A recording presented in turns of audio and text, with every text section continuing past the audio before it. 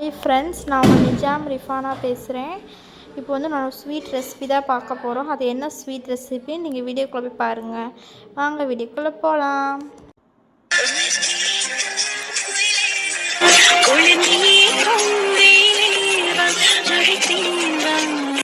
Hi friends, இப்போ வந்து நான் இதில் என்ன கலந்துருக்கேன் அப்படின்னா 3 முட்டை, கொஞ்சோண்டு மஞ்சள்தூள் இது கலந்து இப்போ நான் மிக்சியில் போட்டு அரைக்க போகிறேன்.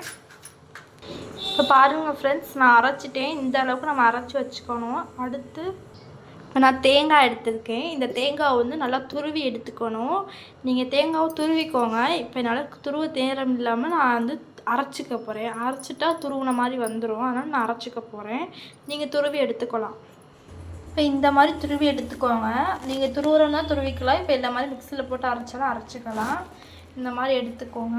இப்போ நான் வந்து என்ன பண்ண போகிறேன் அப்படின்னா, தேங்காய் துருவி வச்சுட்டு முட்டையை வந்து அரைச்சது நான் மஞ்சத்தூளும் முட்டையும் போட்டு அரைச்சியில் அதை வந்து ஒரு பேசனில் நான் ஊற்றி வச்சுருக்கேன். இப்போ வந்து நான் மைதா மாவு எடுத்துக்கோங்க. இந்த மைதா மாவும் நான் இப்போ எடுத்துருக்கேன். இப்போ இந்த மைதா மாவை என்ன பண்ணணும், உங்களுக்கு தேவையான அளவுக்கு இதில் வந்து கொட்டிக்கோங்க.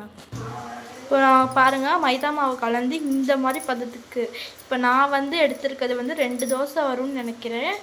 உங்களுக்கு எவ்வளோ தேவைப்படுமோ அவ்வளோ எடுத்துக்கோங்க. இப்போ இந்த மாதிரி இந்த கன்சிஸ்டன்சிக்கு நம்ம வந்து கலந்து வச்சுக்கணும்.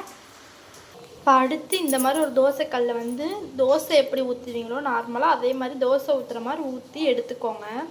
இப்போ இந்த மாதிரி தோசை மாதிரி எடுத்துக்கோங்க. இப்போ எடுத்துட்டு அடுத்து என்ன பண்ணணும் அப்படின்னா, நடுவில் வந்து என்ன பண்ணணும், கொஞ்சோண்டு தேங்காய் நம்ம தூவி வச்ச தேங்காய் இருக்குல்ல, அதை வந்து நம்ம இப்படி செய்யணும். இது நடுவில் அழகாக நடுவில் வைக்கணும்.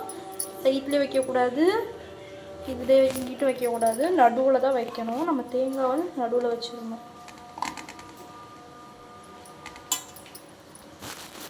இப்போ நம்மளுக்கு தேவையான அளவுக்கு தேங்காய் வச்சாச்சு. அடுத்து என்ன பண்ணணும்னா, அதே சென்டரில் கொஞ்சோண்டு சர்க்கரை,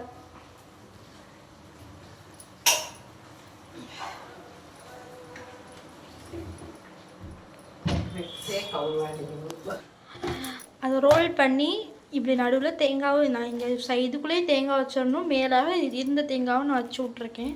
வச்சு இப்போ அதை வெட்டி சாப்பிட்டிங்கன்னா சூப்பரான பாலாடை ரெடி. எல்லோரும் வீடியோ பார்த்துருப்பீங்கன்னு நினைக்கிறேன். இந்த ஸ்வீட் பிடிச்சிருந்துச்சுன்னா லைக் பண்ணுங்கள். மேலும் ஒரு முக்கியமான வீடியோவில் உங்களை வந்து சந்திக்கிறேன். இப்போதைக்கு உங்களை விடைபெறுகிறேன். நிஜாம் ரிஃபானா. பாய்.